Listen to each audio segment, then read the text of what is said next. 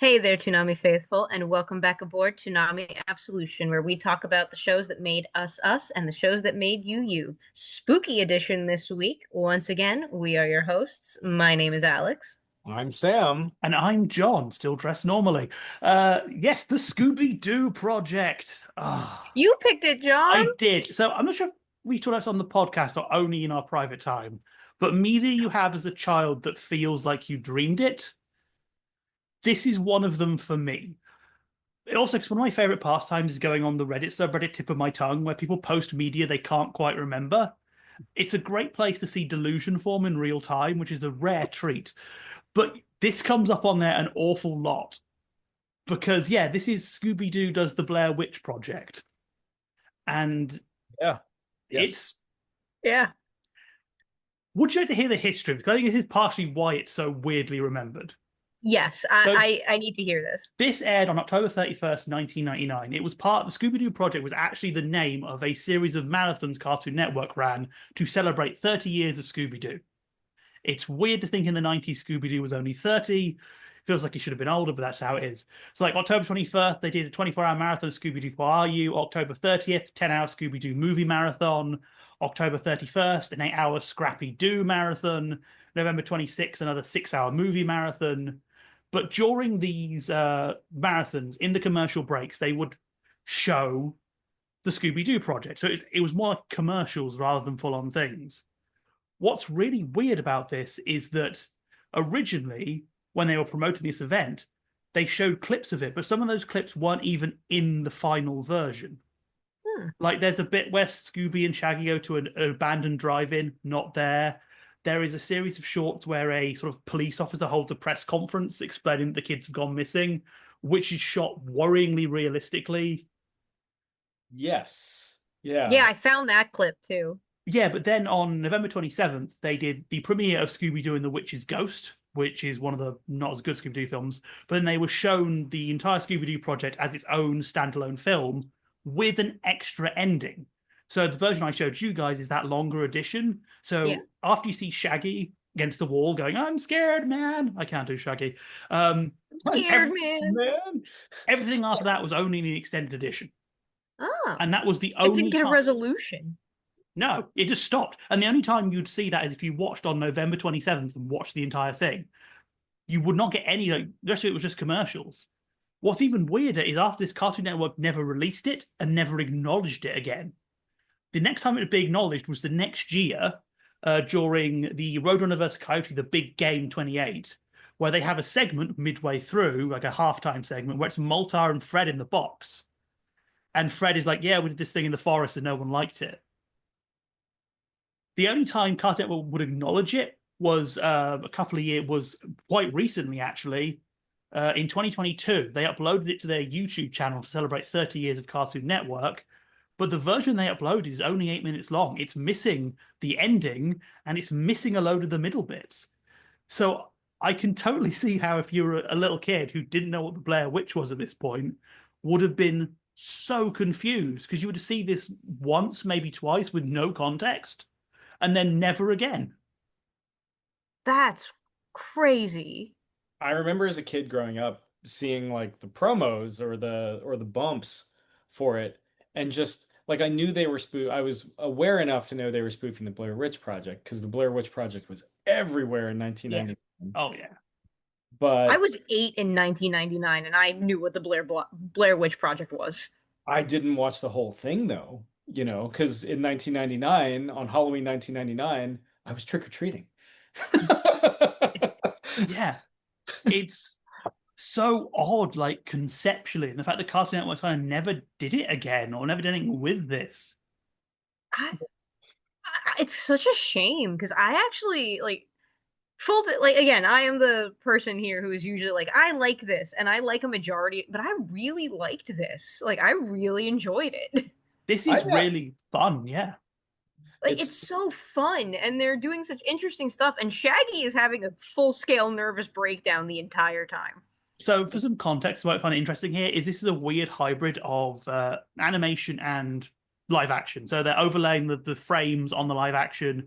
They do some first person shots where it's a real actor's hand. They've made some props. It's really cleverly done. half the reason I brought it is I think it has real Space Ghost energy with Yeah. how they do the overlaying. But yeah, um, there's so many nice little flourishes in this that I really like. I like when they have the map. That's a physical prop, complete with the fact it's just a line going nowhere. I mean, this to put it in further context, this is them being very like self-aware and doing talking head interviews before that's really in vogue, Yeah. right? You know, Oh it's yeah. just kind of like Fred complaining about not being able to pull the mask off a monster like he's used to doing, stuff like that. He's just like, oh, I don't know, man. This feels like such the blueprint for so much modern Scooby-Doo stuff. Like I saw so much of Mystery Incorporated in a lot of this. Like, and we're not going to mention the most recent one, because I've that done would be like, I've done an interview with that for that unnamed project. I'm sorry. I'm very sorry for having to fake it till you make it through that kind of stuff. But like I saw so much of Mystery Incorporated here. I saw a lot of like what would go on to like inform a chunk of the Scooby-Doo canon with a lot of these characters. And it's so weird that this didn't get much attention Yeah, at all. even like later Adult Swim stuff, like you can see sort of bits of Robot Chicken in here. Yeah. Sort of again, there's that even though Space Ghost is already out, there's a bit of that Space Ghost thing going on. You know, even like what you'd see with On the Air later on, like unedited footage of a bear, that kind of expectation flipping genre play that became Adult Swim's hallmark. This was ahead of its time. It's just so Yeah. odd conceptually. Yeah. It's so weird. It's so weird and so it what I know I already mentioned Shaggy having like a complete nervous breakdown the entire time, but the whole setup is so it the Blair Witch Project works so naturally with Scooby-Doo. And that's the interesting part about it is that this is a natural fit and they managed to be so creative with it. But one of my favorite moments is that extended ending where they go into a house, turn music on. Shaggy's like, "Oh, not music. We get chased when there's music," and they do the classic Doors chase, but then still have it fit within that universe. And going, "Oh, I hate the Doors." Yeah. They I get hate the all the. doors. It's so well observed. I think that's what sets us apart. Is it's clear that everyone involved in this really liked Scooby Doo and knew its format. But I will say the dialogue is slightly harsher than you'd expect. How they all argue is very realistic, and I can totally see why, if you were a little kid who kind of didn't get the joke, seeing like when they all start snapping at Velma, Yeah. I could see why little kid you'd feel this doesn't feel right. This feels like mean. Yeah. What It's was the what was the line where it's like like a glasses like something for her glasses Oh, where they're like glasses strap. strap. Oh, yeah, a rubber band or something for glasses because they keep falling off. we keep telling you to get a glasses strap, Velma. And like Yeah. Daphne wearing high heels on a hike, and oh, Yeah. Like and that one piece where it's like I ripped my tights, I broke a nail, and Fred freaking out about the ascot. Like Yeah. what a but yeah, there is like a this does feel like the kind of thing that would have like inform okay, do you remember that Venture Brothers episode where they had all of like they had the Scooby-Doo crew all modeled after different serial killers? yeah. Yeah. This is kind of like the proto version of that in a lot of ways. Sure. Yeah. It's also very even more so than Space Ghost. I think it's more Harvey Birdman in that they're not afraid to get not just postmodern and deconstructive, but also darker with established Hanna-Barbera properties. I think if you bring the Venture Brothers thing, it's really funny because when you do see people post about like I'm trying to remember this Scooby Doo horror thing, a lot of people initially presume on descriptions it's the Venture Brothers bit. This gets confused with that bit quite a lot, and you can see why there is a very venture sense of humor here. Yeah. Yeah, like there is something a little bit there is something meaner about this. Like Shaggy in particular is like one of the meaner characters throughout this whole little bit. Like he's snapping at everybody. He's like, I don't want to do this anymore. Like he genuinely is checked out, and I kind of love how and it's still Casey Kasem Shaggy, which is also part of what makes this very funny. Is Zor- that Yeah. Well, it I don't it's think it Casey is. Kasem. It isn't. It's It actually isn't. It's the no, but next guy. it sounds alike. It Yeah. he sounds so much like he does such a great job sounding like Casey Kasem. Like I could not tell the difference. Well, that's the thing of all the guys before, like Matthew Iliad, they all kind of sounded like Casey Kasem. Yeah. And you still have Frank Welker being Freddy. I think he's still Freddy, actually, in like more modern Scooby stuff. Yeah, this is Scott Ines, who is playing Scooby, Shaggy, and Scrappy. It is Frank Welker doing Fred here, though. Yeah. Frank Welker, God, Frank Welker's been Freddy since the 60s, I think, right? I think he has. Yeah, I think he's done it for quite a while. Yeah. Yeah. And he's been Megatron for a long time too. So fun fact for those of you who didn't know that. And also fun fact about Frank Welker really quick. He also does all the lion roars in The Lion King. Dang. Like Well, cuz lions don't really roar like that, so it's Frank Welker screaming into a trash can. Please tell me there is DVD footage of this. I need to see. I I need a cut of the entire film where you just see Frank Welker screaming into a bin.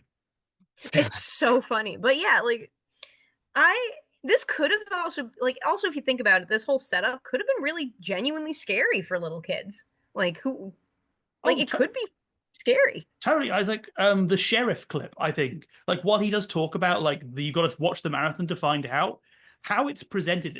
It reminded me a bit of Ghost Watch, if you are familiar. It was a British horror film that basically nailed the 90s TV look so well that people started to actually freak out. There was a War of the Worlds thing kind of happened. yeah. I could, again, if you were a kid who just tuned into that, I could see you 100% believing that was a real press conference. Because I always wonder if that's the reason Cartoon Network probably didn't. Maybe they got through too many complaints. Because, yeah, it's very, very good, but probably a little too good for the target audience. Yeah. Yeah. I mean, especially That's when you consider the Scooby-Doo and the Witch's Ghost, which is the film it's all leading up to, is one of the not as good but cheesier. This isn't like Zombie Island where they try and go with the audience. Witch's Ghost is very much like we're going back to the 5-year-old audience again. We're not going to try and grow with the audience. Scooby-Doo and the Witch's Ghost helped so many young women figure out that they were bisexual. So how dare you take that away from them? They can learn that, but it wasn't maturing, and there wasn't the Confederates in it, which is always spot. Whenever I rewatch Zombie, I'd say, "Oh right, yes, Scooby's fighting for the Confederates." I forgot that. Yeah, Scooby's fighting for the Confederates in that. Witch's Ghost also has one of my favorite Tim Curry performances, like because he's a warlock. So. Oh yeah, I mean, just if we're tangenting on Tim Curry, I want to hear his performance of the Joker from Batman the Animated Series, which was deemed too creepy, which is why he was replaced by Mark Hamill. Love that. Oh, Tim, you wonderful, wonderful man.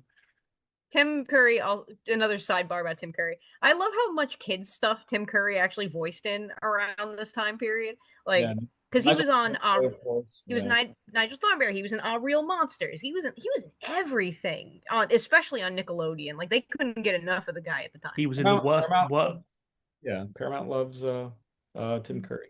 He was in the Worst Witch movie, which has the subplot with all the female teachers are desperately trying to get into his pants, which is a great plot line. That is a great plot line. Oh, the Worst Witch, man. Command and Conquer? He's in Command and Conquer, kids. Oh, he is, alongside Ric Flair, the other famous actor. Oh, man, ravishing Ric Flair. Other people who appeared on Scooby-Doo. Did Ric Flair ever show up in Scooby-Doo? I feel they did a lot of WD. He was too drunk to get in the booth for like most of the 80s. They did a lot of WWE tie-ins with Scooby-Doo. There are a ton of them. But Flair was WCW until the 2000s. That's right, he was WCW. And he was hired the entire time, so I don't think so. Yeah, at this point, they did do one with Kiss, though. They did do a whole. They did do one with Kiss. They did one with the Guess Who recently as well. My favorite band is with the Supernatural. Oh, that's the one where Velma screams like going to hell. Yeah. Yes. It's weird. That's the only part of that show I remember. Not the Winchesters. You don't remember the Winchesters? I hate to ruin this. I've never watched Supernatural. No. I heard it was Buffy but dudes, and I was like, I've kind of already watched Buffy with girls, and I'm okay with that. I mean, no Giles, no Bly, unfortunately. No, but you get Misha Barton. The first 5 seasons. Yeah, you get Misha Collins as an angel. Misha Collins is an angel in real life, first of all. Look, all I know about Supernatural is the ending is that the gay one goes to super hell because why not? Did the gay one go to super hell? Which one is the gay one? I don't know. It's all I heard. You mean Misha Collins? Maybe. all I know is it ended, and that everyone was complaining on Tumblr, and that's all I remember seeing of it as something. Well, everyone was shipping Dean with Castile, and they don't, spoilers, they don't end up together. Castile sacrifices himself, and Dean eventually gets killed by like a rusty nail in a vampire fight. Rusty Nail I and the hate Vampire that. Fight By is a great name. Sorry. Rusty Nail and the Vampire Fight is a great name for a Nine Inch Nails album. Yeah. that is a great nail for name for a Nine Inch Nails album. That is I hate that knowledge so much. By the way, behind the curtain, it's Yom Kippur right now and I haven't eaten all day, so hearing that just made me hungrier. Because But you want to eat supernatural investigators. We all want to, yes. we all, hearing about Jensen Ackles makes all of us hungry, frankly, but yes. Hey, Mm, so glad to meet consume you, the Angelus. actor. But go but going back to Blair Witch Scooby-Doo, um what which of the little shorts would you say is your favorite of all of the ones that are plugged in together?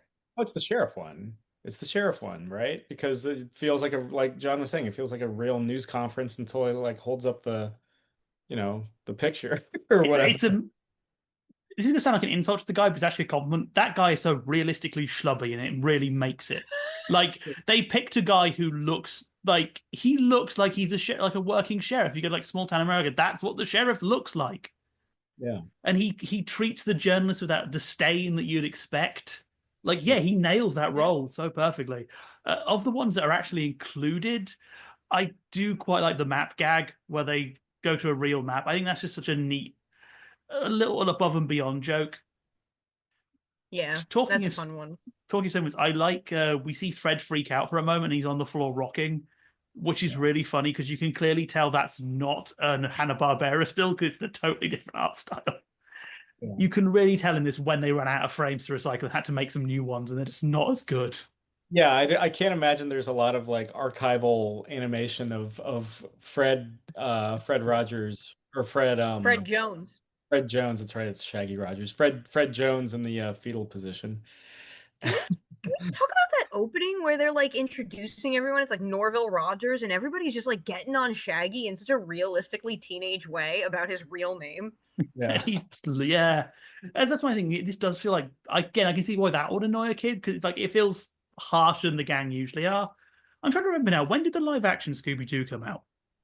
About two When years it did. about 2 years later. Because Because it was let's say the like Sha 2002 and 2004, I think. because this is an early example of the It was 2002, yeah. we all hate Scrappy gag, which Okay. Oh, Okay. Do you know the deep lore about the Scrappy thing in James Gunn? just hit me. Just hit me with what it. have they So done?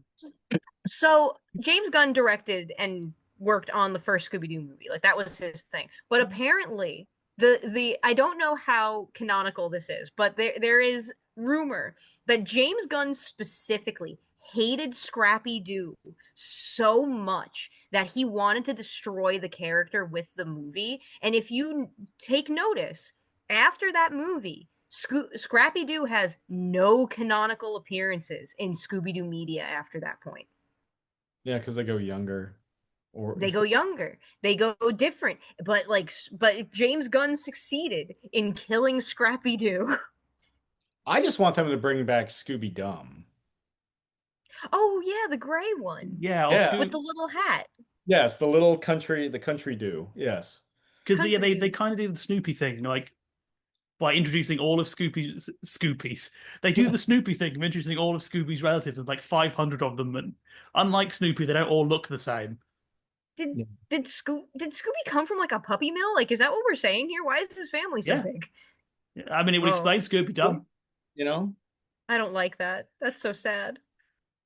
It That was was that thing all Hanna-Barbera cartoons did, though, is that they ran through every storyline possible. Then it's time to introduce the B characters who ruin the show. Hello, the Great Gazoo. Gazoo, yeah. Yeah, Gazoo's up there or down Oh, there. we're up with great Gazoo Down, discourse. down in hell where he belongs. But yeah, that was Oh, just what Hanna-Barbera did. Like, okay, we've done every storyline. Let's introduce something stupid. Was there ever a Gazoo analog to the Jetsons, or was it just Gazoo again? There was just Gazoo again. Yeah, I think it was just They just Scooby-Doo used him again. again. At least his design kind of fit there. The Jetsons and the Flintstones had a movie together Yeah. where the Great Gazoo showed up, Didn't and he they like switch the kids or something? they Yeah, swapped time. They I'm swapped time periods. I'm of the mind that below, like, the Jetsons are the cloud minders and the Flintstones are living on Earth's surface. Oh. Very Atlas shrugged of you. Yeah. That would explain why Fred shills cigarettes all the time. Yeah. It would explain. Uh Check it out on YouTube, kids. Yep, yep. There was a fun fact. There was a year where Fred Flintstone was both selling, I believe, Remington cigarettes and also the face of the American Cancer Foundation. Yeah. Yeah. No, Which Double dipping. That's credit. real politics right there. That's it, Bard. I'm rating my own work. the another fun fact, since we're on the Flintstones tangent, Fred Flintstone and George Jetson show up silently in an episode of Dexter's Lab. They do. That's right. One where he grows the beard. He walks Oh, by true, them with true. his like beard body, because that's all it is once he grows it out. And Yeah. they're both react in shock as he walks down the street. Right in Uh, the in the Flintstones, there's like the two like proto cave Captain Caveman. That's what I'm thinking of. Yeah, oh yeah, who's just hair. Captain yeah. With Caveman. his band of girls who were, was it the Cheetahs? Were they all themed on Cheetahs? Those girls, the band he was with. I think they were. Weirdly, I have bottomless knowledge of Captain Caveman because for some bizarre reason, the BBC decided to rerun it as part of their kids' block all the way through the 2000s. So it was just on sometimes. I'm like, okay. That's amazing. So I I think don't know Gilligan's Island. I know Captain Caveman. I like that this has devolved into like let's talk about Hanna-Barbera properties and Well, the yeah, insane. can we talk about Fred and Barney meet the thing? Can we talk about Hong Kong Fooey for like a hot Oh second? God, Like, please no. remember? We will If I get was not in cancelled. my office right now, I would show you my Hong Kong Phooey Funko Pop. I thought you were about to say Hong Kong Philly Shrine. Not number one You super know, guy. it's like the first, it could be the first piece of a Hong Kong Phooey shrine. I could build towards that. I guess Shrine doesn't have dimensions. Yeah. Like, there's something so interesting about like Hanna-Barbera in like the 60s and the 70s and how they would take these like because they would take these adult ideas and make them kid shows like because Flintstones is the honeymooners like Yes. Flintstones is the honeymooners. Hong Kong Fooey is a mashup between blaxploitation and kung fu films. Like then you have like the kid band stuff, which is very like Brady Bunch and Partridge Family. It's so interesting the model that they had at the They time. saw they saw Jaws and they were like, "What if we created Jabberjaw, a friendly shark who fronts a band?" It's Well, like, and sounds like Curly from the Three Stooges. Like, what? What? well, you have to remember that they weren't kid shows, they were primetime shows. So Like, the reason they were building off those was because that's what the adult audience liked. They're like, we can appeal to kids with humor, but we need to like a premise adults like. So whatever's popular with adults, we'll go, oh man, sci-fi's doing well. We're gonna have a sci-fi honeymooners. one of my Yeah, one of my favorite defunct Universal Studios rides was one where you went through all the Hanna-Barbera cartoons. that's cool. Yeah, it was awesome. It was like look it up. It's The like deep. Fantastic World of Hanna-Barbera. Yeah, yeah. Like I think Snidely Whiplash is the main bad guy in that, and he like steals somebody and goes basically through time and space, and you're chasing I him. It's think awesome. it's George Jetson's son, the one who has the weird little spinny hat on. Astro, That's it. Isn't Astro the dog? Cosmo. Dog, son, they're pretty much the same thing. Dogs. No, because like I think that this all kind of ties in, right? Because this Blair Witch Project, Scooby-Doo ties into a lot of stuff the Cartoon Network, like we were talking about, is going to do later, where they're going to take these really well-beloved Hanna-Barbera properties and really turn them on their head and make them something bigger. Like Harvey Birdman, Attorney at Law, is that like Space Ghost Coast to Coast is that like even Venture Brothers or all of these things that are so important to the landscape of Cartoon Network all really come from this era. Like I'm just flashing back to that one Harvey Birdman episode where Fred Flintstone was the Godfather. Like I yeah. like the episode where the Jetsons come, and they have so much trouble walking across his office because they're always on moving walkways in their future. And We Cindy come gets from like the devoured far by off future of uh, 2002. like Cindy gets like devoured by wolves in the process of just trying to get to his desk. Uh, That's right. I Like will say it. this did make me a little bit sad because man, Cartoon Network used to be creative. The fact they would spaff budget on this, like again, they got a real mystery machine. This was all shot on location in Canada. It's not a big production, but we rented a house to film footage. Yeah, we had a mystery machine. We made some fake Scooby snack boxes for what is just a bit of padding between. Even with the Roadrunner thing I mentioned with that, it's like we're still reusing frames, but we got Moltar and Fred's voice actor in to do a joking conversation as part of a framing device for an Acme marathon. You don't see that now. Like Yeah, I sometimes turn Cartoon Network on, and it's just the same five cartoons over and over again. It's like, man, you guys used to be cool. yeah, you really have to go to Adult Swim and Toonami to check out the more creative side of Cartoon Network these days, at least in my opinion.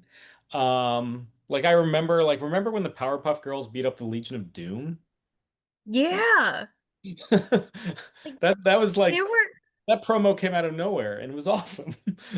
there were so there was such a time where experimentation was so open and so cool, and you could do weird stuff like Scooby-Doo Blair Witch Project, or have like the music videos that they would make, like the Jabberjaw music video, and like oh Gorilla god, there for was a banana Sale. split, Yeah. the banana splits ones. Like they did such cool stuff, and as time has progressed, and I'm not sure how universal this is, but it feels like so much media is so less willing to take risks that when there is something risky, like the Owl House or um Gravity Falls, stuff like that, when that stuff comes out, it gets so much hype and so much love because it deserves it, because it's actually trying to kind of pull away from that stuff. And I will admit, there is a part of me that hates what Cal Arts did to the Western animation landscape. I kind of hate what Cal Arts did to that. Like, there's a lot of great stuff about that style, and I get it, but like everything looks like Steven Universe now. Everything does. I think, and then when you read the shows, what comes out afterwards is pretty much everyone on them saying, "Yeah, we got told we couldn't do this. We had to fight tooth and nail to do this." It's it's a shame. I'm not saying Scooby-Doo Project is the greatest piece of media to ever exist, but it's cool to see something that's just like, this is a stupid idea. Let's see where it goes. Again, it's why I love On the Air. I also on the Air is one of my favorite things in television because maybe one in every five hits, but that one that hits is something like unedited footage of a bear, or this house has people in it, stuff that you watch once and it stays with you for the rest of your life. As just like, this is TV is a medium you can do a lot with. Do something with it. Yeah, yeah. Just before we end, I do have a Sam made a question. face. Sam did I make a face at me when I said the Cal Arts thing, by the way. he's their defender.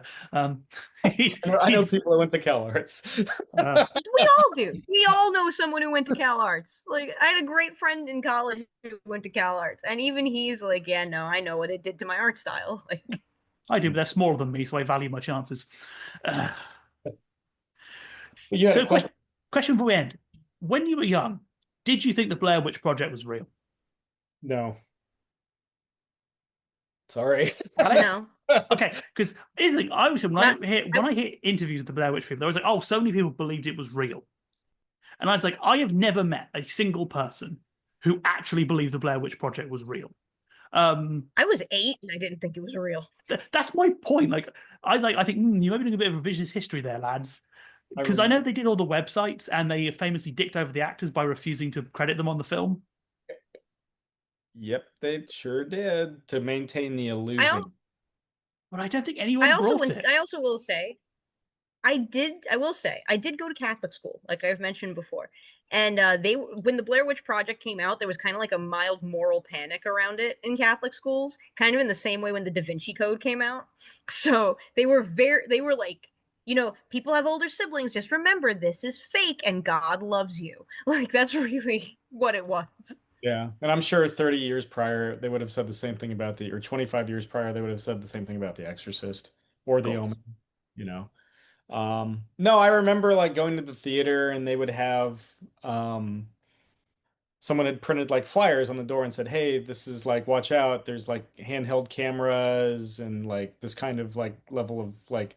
So there was never any allusion to like, "Oh, this is real." It was because of all these cautionary things that were like, "Hey, watch out. This isn't, you might get motion sick watching this thing." Oh So yeah, I think it's some it people was threw always up, like, and that's why they started doing that. yeah. if you haven't watched Blair Witch recently yet, it's a very wobbly film, Yeah. and But so many films are wobbly today. today Now, yeah, everything is wobbly. yeah. We love the wobble. At least We it's not the love Blair wobble, Witch baby. Wobble. 2, which decided to answer the question of what is the Blair Witch with lesbians.